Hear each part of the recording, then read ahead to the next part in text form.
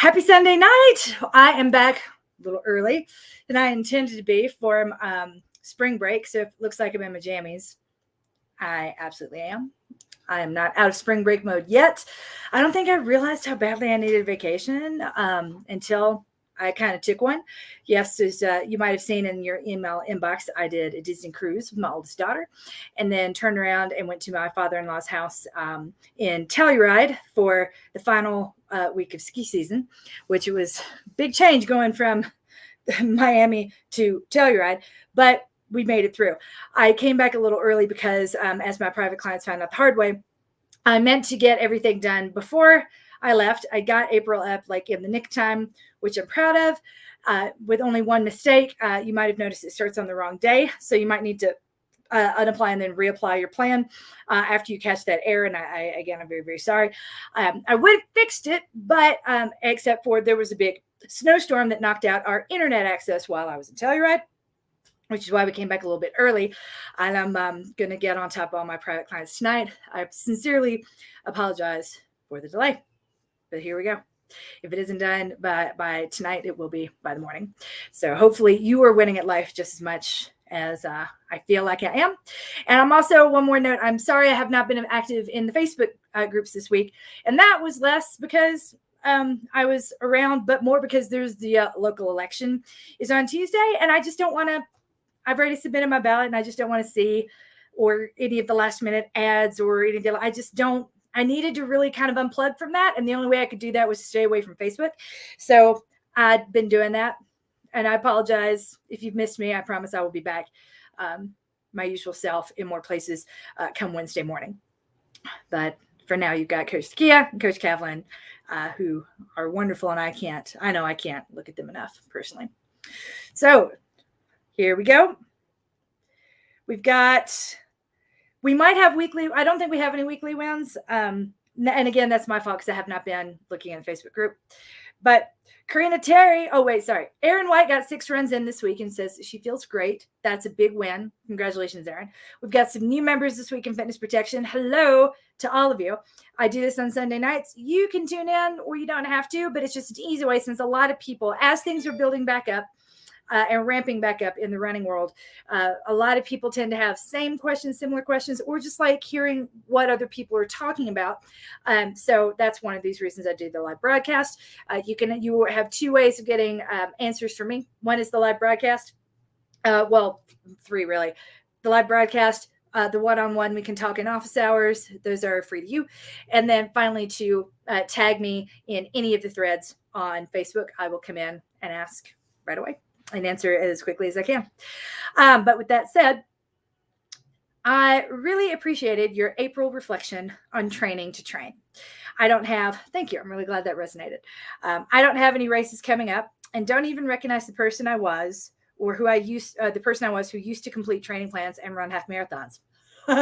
Girl, same. You have no idea.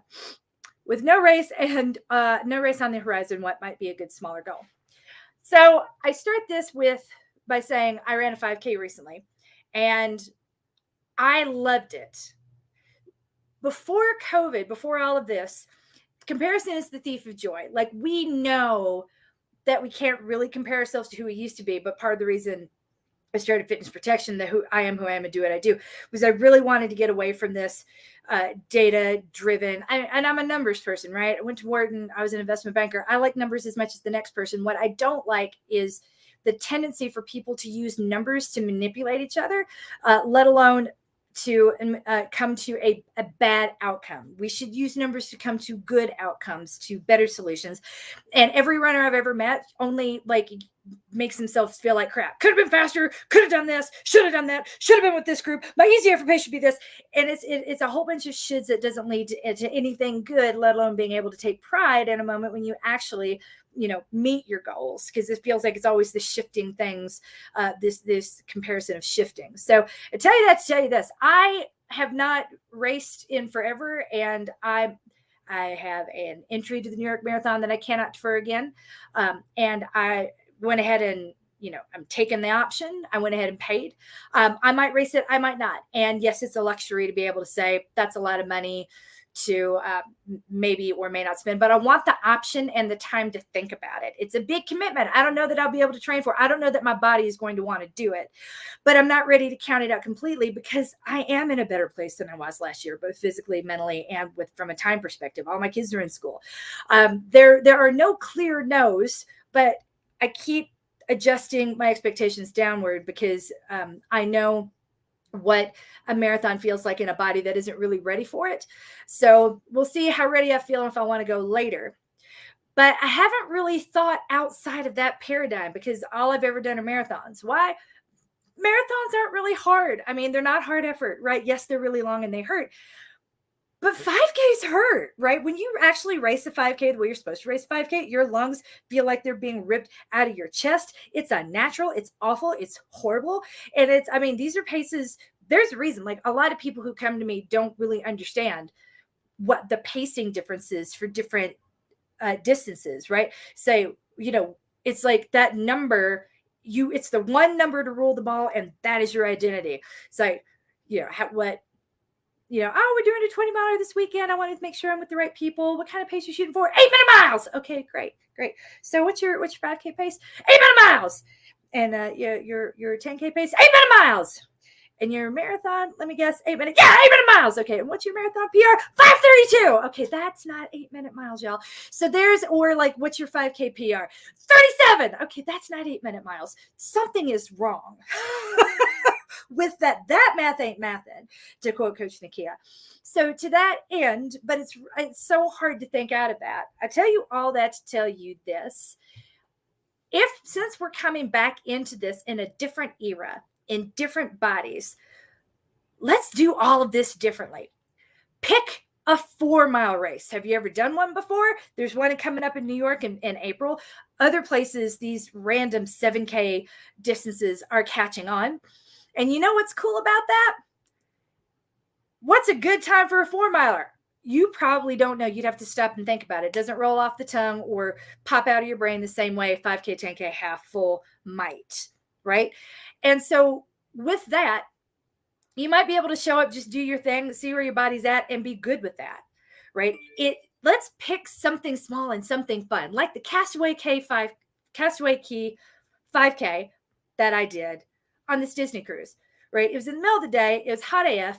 And you know what? I live at altitude, so racing at sea level, even though it was the middle of the day, it was hot and humid, and it really sucked in a lot of ways. And I stopped a lot to take pictures. It might have been 37 moving minutes, but it took me an hour to complete because I was having a lot of fun. And I wouldn't be able to think that way if it was a normal timed race. So let's find something that's fun and appealing. Maybe you want to do a stacked race, and stacked races don't have to be like the Goofy Challenge 5, 10, half full. There's something called Gasparilla, and the Gasparilla Challenge, I would Google it, but I'm tired. You can do that yourself if you're interested. It's something like a 3K, a 5K, and an 8K or an 8-miler. It's something like 3K, 3, 5, 8 over 3 days. And then everybody gets drunk afterwards. I've never had anyone call me across the finish line sober, and that's okay. And I don't judge, right? So, but everyone has fun who goes to Gasparilla. Let's find something that's random like Castaway, or that's fun, and just do it. Something where if you don't, because I did not know, if you read my course report, I didn't think I was actually going to run that thing until the morning of. It was very much a game time decision. And I was like, I really want to touch that water. I want to see that island. So let's find somewhere pretty you can go to where maybe you race, maybe you don't, but you're glad to be there. Because too often we're picking races based off of what, the optimal outcome for the finish time is going to be. I'm sorry, Chicago, is that really no offense to anyone who lives there. Is Chicago really your ideal vacation destination? How about Pocono? That's a really Run for the Red is a fast marathon. How about any of what are those super duper downhill races? The biggest ones in Utah, and it's just horrifying. Cottonwood Canyon. It's beautiful. Don't get me wrong, but that is hard on your knees and your lower back unless you have specifically trained to go that downhill that fast for that long. And no one ever does. They're just like, I'm going to go faster, go the downhill. Like they're rolling in a barrel instead of walking on their feet. But okay.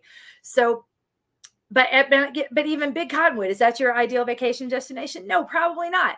So let's find somewhere fun where they happen. There's a race in Hawaii, and you don't have to do the full marathon. You can do a lot of different distances that day. And kind of like Castaway, it's not self-timed, but there's no official finish time where you're going to be sweat, because they know it's hot and they know it's humid and they know it's hard and they kind of do it right. So why not go to Hawaii and not kill yourself racing something, and then you're in Hawaii? So don't come at me for being a colonizer. It's, a beautiful place to be. There's that, and they run the marathon right. And they offer shorter distances too. So let's find something that is going to legitimately be fun, where it can't be the same thing you've done before. Because let me tell you, if this was like a typical 5K where I had registered and got the t-shirt and woke up early and joined everybody else, I would probably not be as happy with this as I am. I had to take a second to think. The only reason I know what my finish time is was because it popped up on Strava when I went to put it in that blog post. I didn't think twice about it. I didn't worry about, I used to be so fit and so fast, and here's my PR, and here's how far I'm from the PR, and all the math we used to make ourselves feel like crap. There was none of that. I've never seen water that pretty. I would do it again in a heartbeat. I would probably do it a little earlier because I wouldn't be so dehydrated afterwards. I was really dehydrated. But, it is unusual to have finished something at a time, like in any other circumstances and any other day, that might have not felt good, but it felt great. So let's find something that's going to make you feel great. And if you don't have any idea what that is, and I haven't made any suggestions, Disney cruises just are not appealing or affordable for you right now, cool. Reach out in office hours, and I'm going to go ahead and make a short list right now of things that I think will be cool and fun. I'll try to put it in a blog post, and I'll hold it for office hours this week if you want to go ahead and register. And we'll talk through what some options are. But yeah, there are a lot of great ones out there. Let's find something that's just going to truly be fun, make you feel good, and something different enough that you're not falling into the same patterns of analysis, comparison, and rob yourself of joy that we might have used before, because everything is really different now. I'm not just a little bit older or a little bit slower. I've had a rough couple years, and my body is a living testament to what I have survived, the trauma I have endured, and a lot of other things that I'm pretty proud of. My daughter put this to me the other day. She's like, Mom, of course you're tired. 64 adults refused to carry a load that ended up on your shoulders.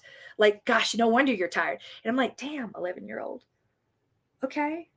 I hadn't thought of it that way. Okay. I was just feeling guilty that I felt so emotionally tired, in this setting. And she's like, nobody else wanted to do this. You did. It's fine. And it was just weird to hear that. It's weird to have anyone talk to me the way I talk to everybody else, but my God, my 11-year-old does it.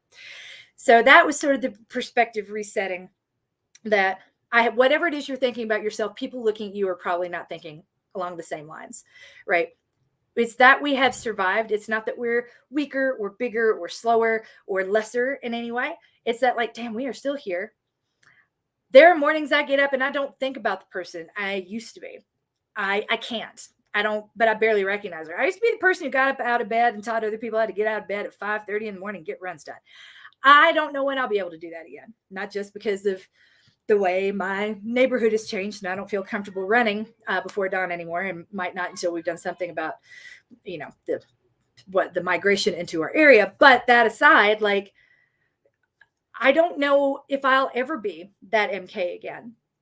But that doesn't mean this MK is less than. This MK is just going to do different things. And I don't know what those are yet, but Castaway Q is a pretty good start towards thinking about what those possibilities are. So if you would like to start discussing those possibilities, let's do that together, and let's come up with some things. Maybe you want to travel, maybe you don't. If you had asked me, I would have been like, oh, I'm a homebody. My one of my kids, we call him the house cat, and he just meows whenever you say that because he doesn't like traveling, and that's fine. RJ, meow. That's his response. We're like, do you want to go somewhere now? He just meows at us, and I love that. And I would have thought that was me too until I took this trip, and now I'm already like thinking about the next one. So I tell you that to tell you this. Let's really think about it. Make some plans and make it like a little treat to yourself. And let's make sure it's not the same thing we did before, where we're getting the same results that we did before and feeling bad about ourselves like before. Let's really make it fun and a celebration of survival, if nothing else. And that is absolutely how I'm thinking of Castaway 5K. Castaway Key 5K. Anyway, I know that is a roundabout, vague, non-answer to a very direct question, but that's what I do. Because it always depends.